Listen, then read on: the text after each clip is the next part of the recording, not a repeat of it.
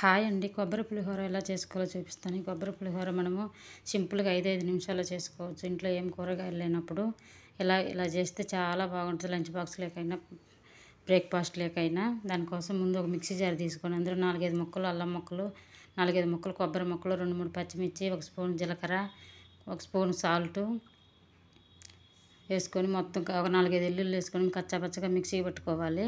Mixie పట్టుకొని పక్కన పెట్టుకొని ఒక కళాయి పెట్టుకొని కళాయిలో 2 టేబుల్ స్పూన్ ఆయిల్ వేసుకొని ఆయిల్ ఎక్కినాక ఆవాలు, జీలకర్ర, ఎండుమిర్చి, కరివేపాకు, పల్లీలు వేసుకొని మొత్తం బాగా ఫ్రై చేసుకోవాలి. ఫ్రై అయినాక కొంచెం ఇంగ వేసుకొని బాగా ఫ్రై చేసుకొని ఇంగ వేసుకుంటే చాలా టేస్ట్గా ఉంటుంది రైసు.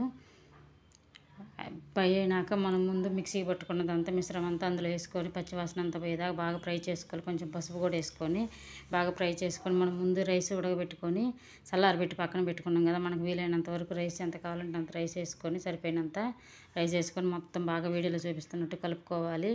కలుపుకున్నాక 1 లేదా 2 నిమ్మకాయ రసం కూడా వేసుకొని మొత్తం రైస్కి పట్టేదాకా ఒక 5 నిమిషాల పాటు బాగా కలుపుకుంటే పులిహోర చాలా టేస్ట్గా ఉంటుంది. అంతే. మనం లాస్ట్లో ఉప్పు సరిపోకుండా ఉప్పు చూసి సరి చేసుకొని లాస్ట్లో అంతా మొత్తం బాగా కలుపుకుంటే అంతే. మనం వేడివేడిగా కొబ్బరి పులిహోర రెడీ. వీడియో కానీ నచ్చితే subscribe. Thank you for watching.